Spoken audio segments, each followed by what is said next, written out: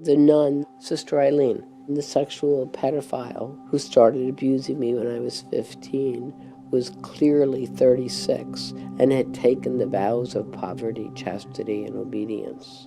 She stole from my body, my mind, and my soul. The woman was a thief who did not keep her vows. It's you? No, that's her. Sister Eileen Shaw, in my apartment. Why is your principal and nun in your apartment? On my bed. That was my bed. This is a medal that has the date of her vows. She would take it off of herself at night and put it on me, and then we would have sex, not a relationship, sex. And then in the morning, it would go back on her.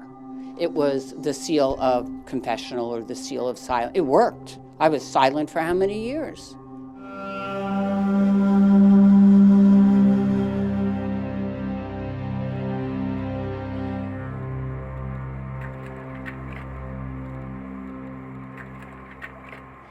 We went every Sunday to church. I went to Catholic school.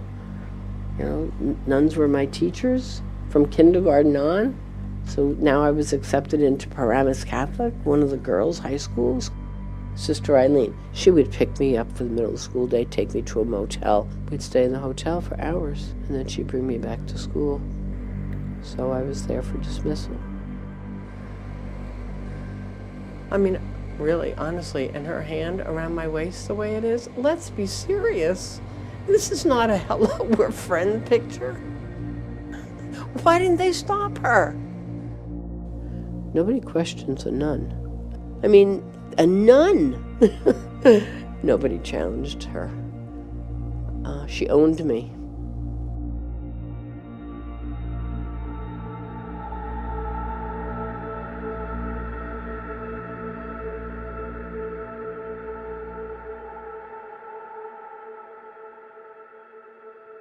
Abuse occurs in the dark. Abuse occurs when there is secrecy. The Catholic Church for years has been shrouded with secrecy. Abuse fosters in that sort of setting. What's fascinating about it is what happens in Camden, New Jersey is what happens in Santa Fe, New Mexico, what happens in Milwaukee, Wisconsin. It's similar, if not close to identical, in every state in this country and across the world, really. You asked me if I knew anyone else, and I said, yes, we all do. Well, why are they not coming out? Oh, because the boys thought they were the only ones for 100 years. The girls think they're the only ones. They don't have any other survivors to see. I was born in St. Louis, Missouri. My dad was a good Christian man, very into his church, very involved with his church always. Put all 5 kids through Catholic grade school. We all went to Catholic high schools. 7th grade, I met this nun, Sister Judith Fisher. And I remember I was in one of the front seats, I think 2nd row over, front seat. And she looked right down at me and smiled at me, and I thought, oh, you know, because I felt a little neglected at home, and I was teacher's pet a lot, which I hated, but still it felt good to be special. So she made some joke to me. I forget what it was, but like, we're going to be friends, or we're going to, you know, we're going to do well. And she was this redhead. She was funny. It was a different kind of energy. So we were told this would be our homeroom teacher the next year. And sure enough, it was Sister Judith Fisher. That's when my world changed.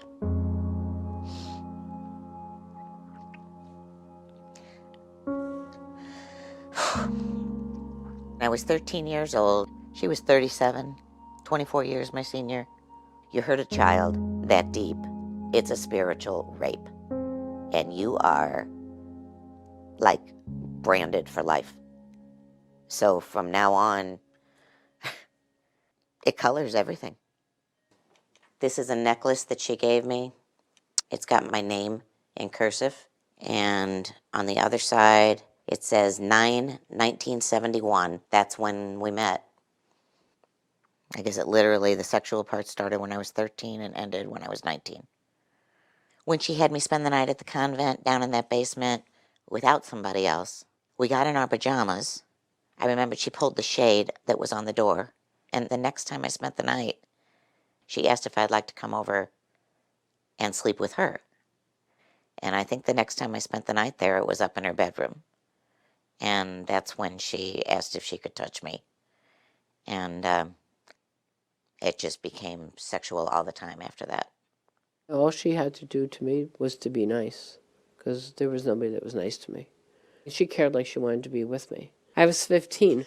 I mean, everything was in my favor. Here I'm hanging out with this really cool 36-year-old full habit nun. Everything was so manipulative.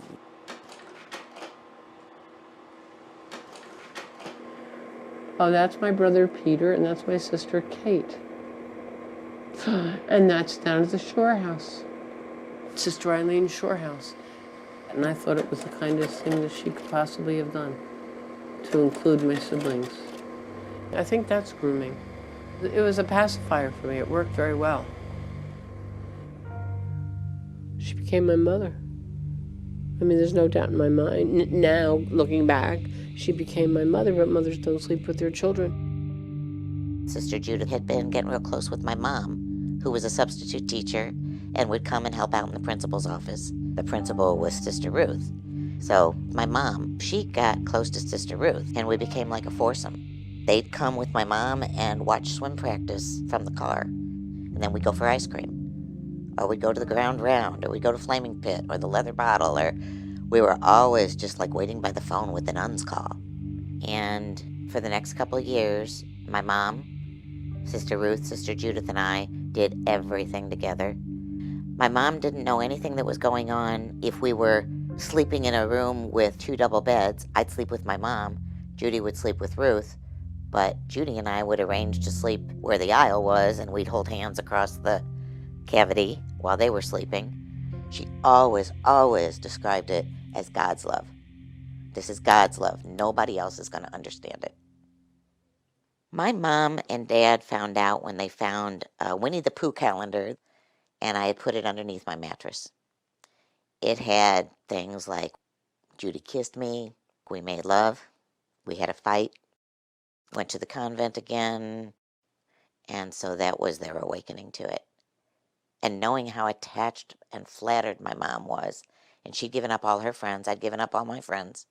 Our life was these 2 nuns, to the point where my dad, I think, was even jealous. Then when they found the calendar, went to the Monsignor, all of a sudden everything had to stop. Nobody could know. He asked my dad not to bring scandal to his parish, and my dad did everything for that parish.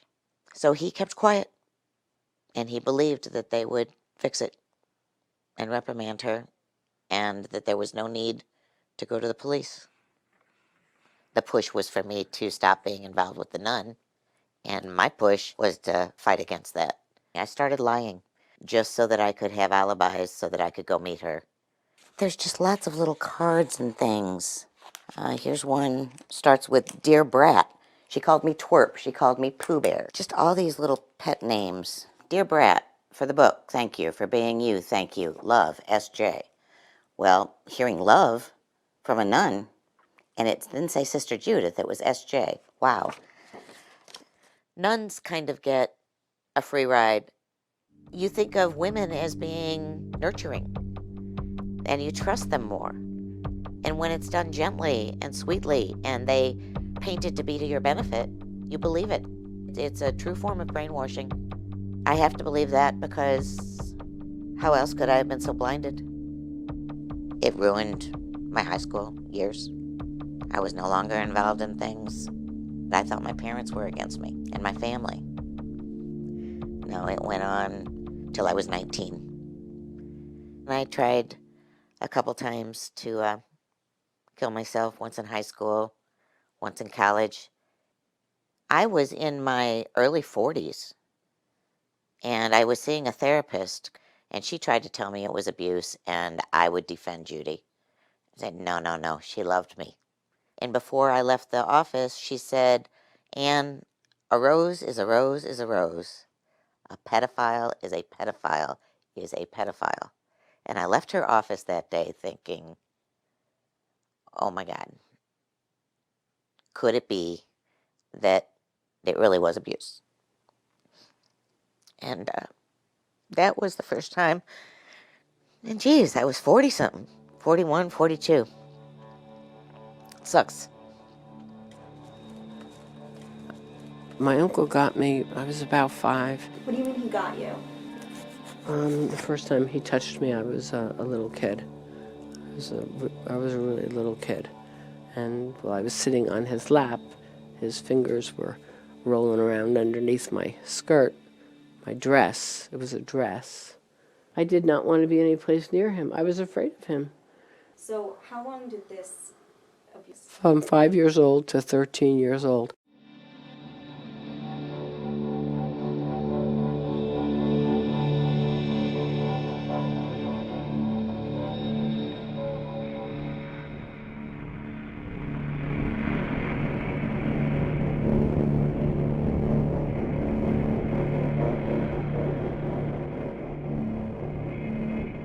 I joined a 12-step recovery group. I thought I was there to get better from alcoholism, and I was an alcoholic because my uncle had raped me in a confessional. I didn't think I was an alcoholic because of her.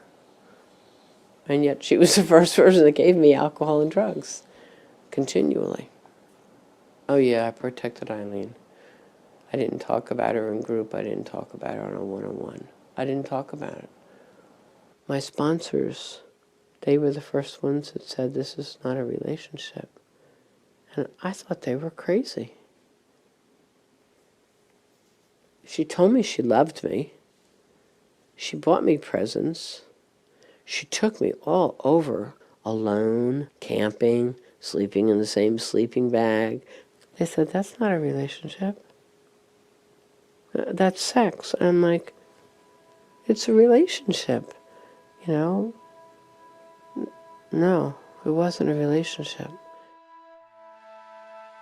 That's psychological manipulation, which is an additional burden to sort of sort out, because the psychological gets mixed in with the sex abuse. And is this love? Is this manipulation? Is this what happened to me? And oftentimes what we're seeing is only through that, adult, mature perspective do you then realize, hey, these people were taking advantage of me. Well, and they've This is done not case love. studies on that too. Absolutely. The professionals have looked at this, and the average age for someone who comes forward is early 50s. So it's not even, I won't even call it a phenomenon, it's what happens with abuse victims. By the time Trish got her life together in the 90s to realize that what had happened to her over the past almost 20 years was abuse and exploitation, she was way outside the statute of limitations in the state of New Jersey. There was no lawsuit. There was no option for Trish. The laws in the United States historically have been very limited in terms of allowing claims past age 18, which is adulthood. Most victims not realizing till they're 50 the implications of the abuse in their life. By then, there's no remedy available to them. And we're talking statutes of limitation of 3 years, 5 years, 8 years. That only takes you to 26. If the average age is 51, 53, 55, even by the most liberal statutes of limitation, you're way beyond any opportunity to seek any meaningful relief. So if mine started at 13, by the time I'm 20, 25, I can't do anything about it. And they can be in another state and get out of that state before that expires. Worst comes to worst, if they get proven, they're defrocked. Poor babies. Then what? They're set up in retirement systems that are wonderful. They play pool. They're usually right next to a schoolyard. And it's been going on for over 300 years. And the Vatican has it all, and it's documented. And they're more powerful than our government. They don't have to open their files.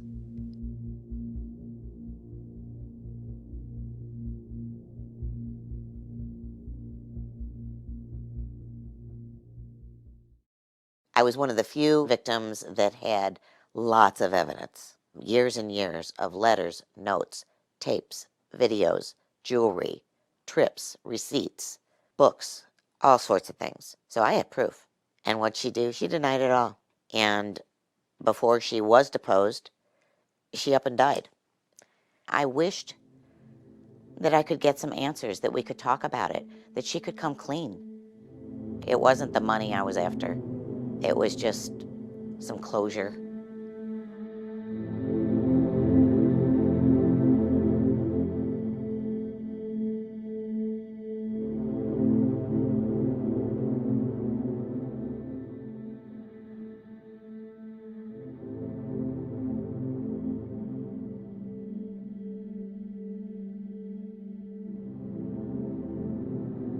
I think I feel strong enough to tell my story right now because there's not a lot to lose. I am who I am. People who love me for all my flaws. I can't imagine something happened to me in life that would hurt me like this has. So I think I've reached that pinnacle. If I should die tomorrow, I'd be sad if I had not spoken when I could have. If there's some kid or parent that would hear me, because it's real. And it's the kind of wound that stays, no matter how strong you are, no matter how much therapy you get, no matter how many loves you have, or diversions or excuses. It's a spiritual rape. It really is. It really is. It doesn't go away. It steals your faith. I envy people who have faith.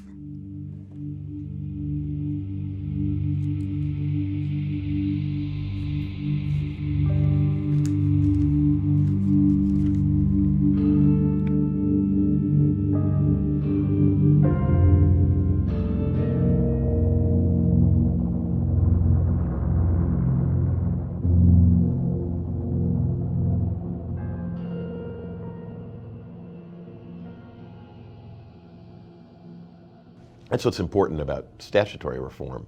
When the statute's bad, the Catholic Church gets to dictate the terms. 2 touches is worth X, and you have to settle ultimately because your case may be thrown out of court.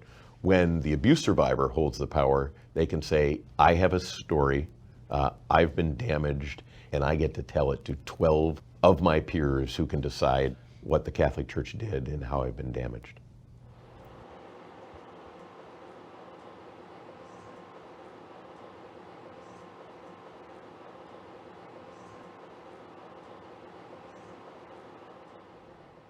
Are you okay if I read the response to you?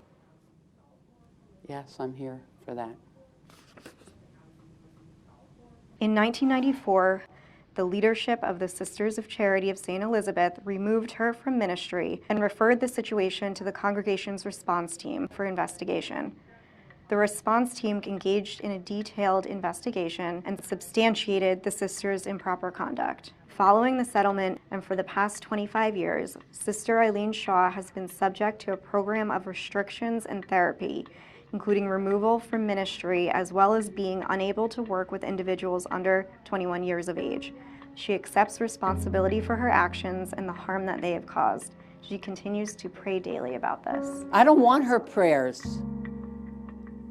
She took my life, she took my sexuality, she took my spirituality, she ruined any boundaries that I ever had in my life. I lost my family over her. I'm in recovery now. Since 1994, I've been stumbling with this, and she's got lifetime therapy because she's a sexual pervert? There's something wrong with this. I've spent so much of my life trying to heal, whether it's in art or music or, thinking I can draw, I can't draw. It's just anything to get out of myself. I feel like I'm in a hole. I can see the friggin' blue sky, but I can't get up. I feel like I'm doing that right now with my life. Why does she get to live on the blue sky, the pink cloud, and I'm in the dungeon? I never hurt anybody.